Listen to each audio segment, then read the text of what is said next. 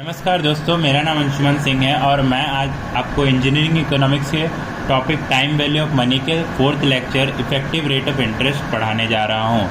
तो चलिए मैं इसका एक क्वेश्चन डिस्कस कर लूँगा जिससे आपको बेटर अंडरस्टैंडिंग हो जाएगी। तो दोस्तों, जैसे कि आप देख पा रहे हैं, यहाँ पे मेरे पास एक क्वेश्चन है। तो यहाँ पे क्वेश्चन में लिखा है a company offers 12% interest rate on deposit, what will be the effective rate of interest if the compounding is done half yearly, quarterly और मंथली। तो मैं इन तीनों के बारे में डिस्कस करना चाहूँगा। तो देखिए, आप क्लास 8 में एक चीज़ पढ़े होंगे, compounded, half yearly, quarterly, monthly. नहीं पढ़े हैं तो भी मैं आपको एक बार रिविज़न करा देता हूँ। तो दोस्तों, जैसे कि मैं आपको बता चुका हूँ लेक्चर 1 में ही कि कंपाउंडिंग का मतलब होता है इंटरेस्ट के ऊपर इंटरेस्ट मिलना, ठीक है।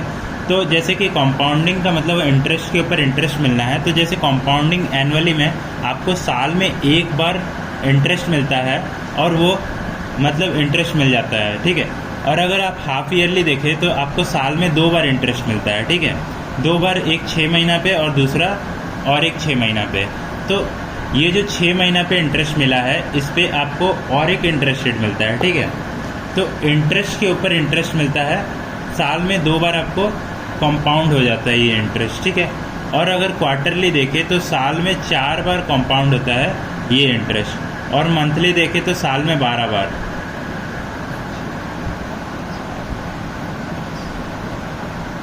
ठीक है, तो 12 बार अगर कंपाउंड हो रहा है तो इसका मतलब वो मंथली है।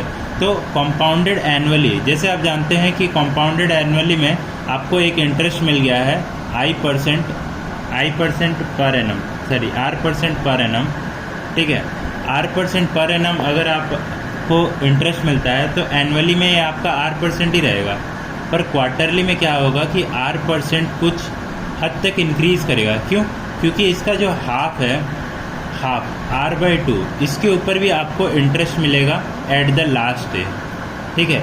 इधर पे भी आपको R/2 के ऊपर इंटरेस्ट मिलेगा, प्लस ये टोटल के ऊपर इंटरेस्ट मिलेगा, ठीक है। तो दोनों के ऊपर इंटरेस्ट मिलेगा। और यहाँ पे देखिए आपको 4 बार ये R/4, R/4, R/4, R/4, यहाँ पे ये कंपाउंड हो जाएगा, ठीक है। यहाँ पे इंटरेस्ट आपको इतना अमाउंट के ऊपर मिल जाएगा, ठीक है। और इस इंटरेस्ट के ऊपर आपको और इंटरेस्ट मिलेगा, इस इंटरेस्ट के ऊपर आपको और इंटरेस्ट मिलेगा, इस इंटरेस्ट के ऊपर आपको और इंटरेस्ट मिलेगा। तो यहाँ पे जो R% रहेगा वो कंपाउंडेड हाफ ईयरली से भी बड़ा रहेगा और मंथली में सबसे ज़्यादा इंक्रीज़ करेगा, ठीक है। तो ये क्वेश्चन के कॉन्टेक्स्ट में हम बनाते हैं कि इससे क्वेश्चन कैसे सॉल्व होगा। तो देखिए, क्वेश्चन में क्या लिखा हुआ है, 12% रेट ऑफ इंटरेस्ट है डिपॉजिट पे, what will be the effective rate of interest if the compounding is done half yearly. अगर हाफ ईयरली है, क्वार्टरली है, मंथली है, तो कंपाउंडिंग कैसे होगा, ठीक है। चलिए हम इसी को डिस्कस करेंगे। तो देखिए, रेट ऑफ इंटरेस्ट आपका दिया हुआ है 12%, जो कि पर एनम का दिया हुआ है, ठीक है, 0.12 पर एनम, ठीक है। तो देखिए, आपका इंटरेस्ट रेट दिया हुआ है 0.12 पर एनम, 12% का इंटरेस्ट रेट आपको पर एनम मिल रहा है। अब इसको हाफ ईयरली में देखें, हाफ ईयरली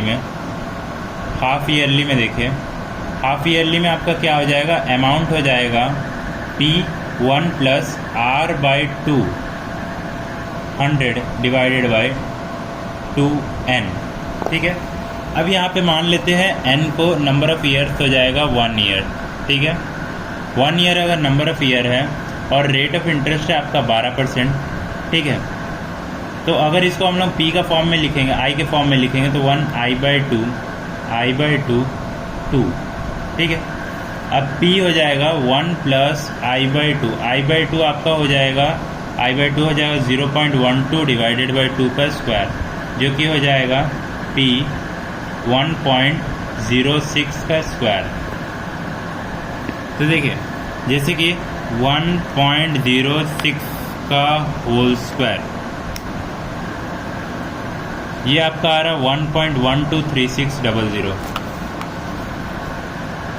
तो 1.123600 P, ये आपका आ गया अमाउंट आ गया 1.233600 P, ठीक है। ये आने के बाद अमाउंट का आप फॉर्मूला जानते हैं, P प्लस आई होता है। तो अमाउंट का फॉर्मूला अगर P प्लस आई है तो देखिए अमाउंट का फॉर्मूला, तो अमाउंट हम जानते हैं 1.236 is equals to P plus i. तो आई हो जाएगा 1.1236 P माइनस P, जो कि हो जाएगा 0.1236 P। ये आपका हो जाएगा इंटरेस्ट रेट। अगर आपको इफेक्टिव रेट ऑफ इंटरेस्ट निकालना है, इफेक्टिव रेट ऑफ इंटरेस्ट आपका हो जाएगा I बाई P इंटू 100। तो I आपका दे दिया है 0.136 P divided by P into 100, तो ये हो जाएगा 12.36%। ठीक है, तो ये आपका क्वेश्चन का पहला बिट सॉल्व हो गया। अब हम नेक्स्ट बिट पे जाएंगे। तो नेक्स्ट बिट में हमें क्वार्टरली बोला है, तो क्वार्टरली कैसे निकालेंगे?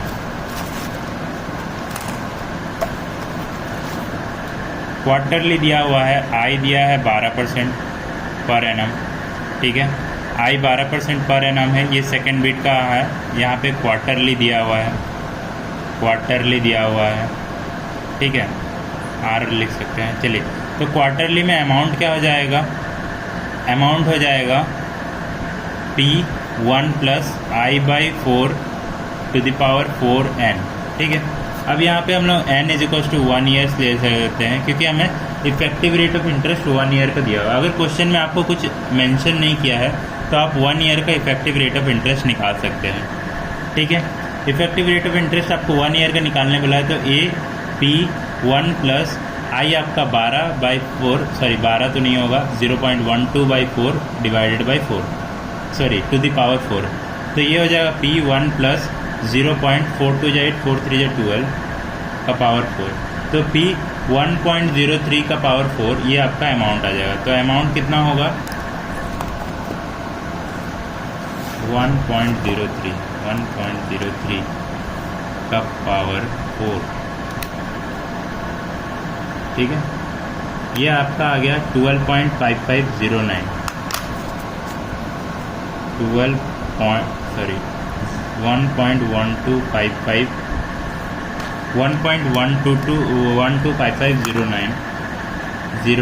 P।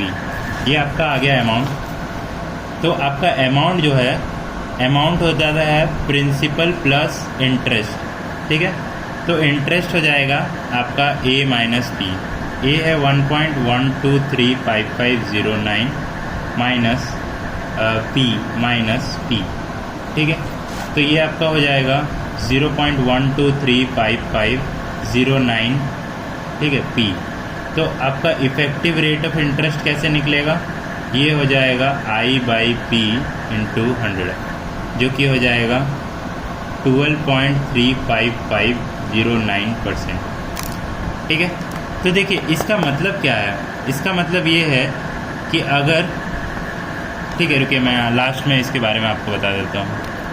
तो लास्ट क्वेश्चन में मंथली में दिया हुआ है, तो चलिए पहले मैं ये क्वेश्चन सॉल्व कर लेता हूँ। इसका मतलब मैं इसका इफेक्टिव रेट ऑफ इंटरेस्ट का मतलब समझाऊंगा।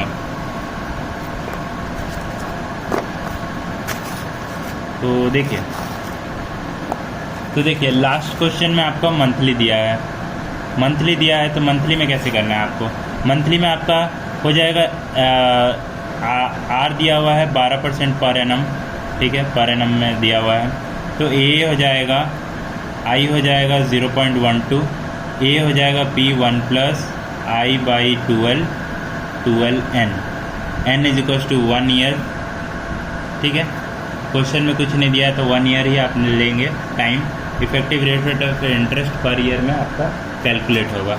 ठीक है, तो और फिर आपको A is equal to P1 plus I हो जाएगा आपका 0.12/12 डिवाइडेड बाई 12। ठीक है, तो ये हो जाएगा P1 प्लस 0.01/12, तो ये हो जाएगा P1.01 का पावर 12, ये A।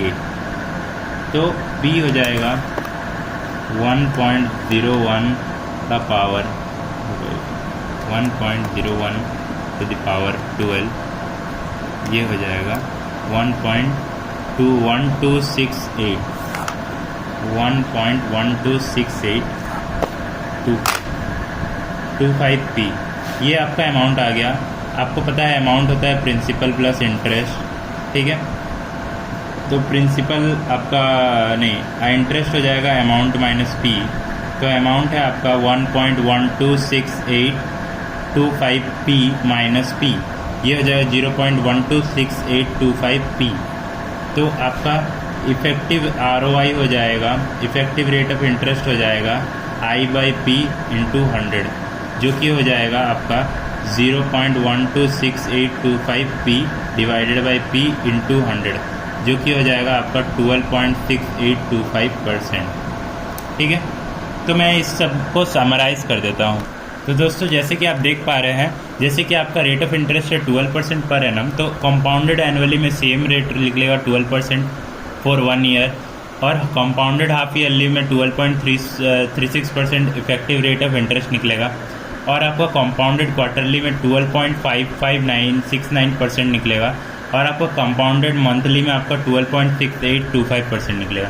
तो देखिए यहाँ पे आपका इंटरेस्ट रेट इंक्रीज़ होते जा रहा है, क्योंकि ये जो कंपाउंड है ये एक बार कंपाउंड हो रहा है, ये 2 बार कंपाउंड हो रहा है, ये 4 बार कंपाउंड हो रहा है, और ये 12 बार कंपाउंड हो रहा है with in an year. That's why इसका जो है इंटरेस्ट बढ़ते जा रहा है, इफेक्टिव रेट ऑफ इंटरेस्ट। तो इफेक्टिव रेट ऑफ इंटरेस्ट का मतलब क्या निकलता है? इफेक्टिव रेट ऑफ इंटरेस्ट का मतलब देखिए, अगर आप 12.36% जो कंपाउंडेड हाफ ईयरली में निकला है, अगर इसको एनुअली आप कर लेंगे, एनुअली कर लेंगे पर एनम में, एनुअली अगर आप कंपाउंडेड एनुअली कर लेंगे, कंपाउंडेड एनुअली करेंगे, तो आपका जो अमाउंट है वो सेम निकलेगा जो अमाउंट है हाफ ईयरली का होगा, ठीक है। हाफ ईयरली का जो 12% पर एनम है, जो हाफ ईयरली का 12% पर एनम है, वो अमाउंट एनुअली का 12.36% के बराबर है, मतलब ज़्यादा है, क्योंकि यहाँ पे 2 बार कंपाउंड हो रहा है। तो दोस्तों यहाँ तक इफ़ेक्टिव रेट ऑफ इंटरेस्ट मैं उम्मीद करता हूँ कि आपको समझ में आया होगा। धन्यवाद, थैंक यू।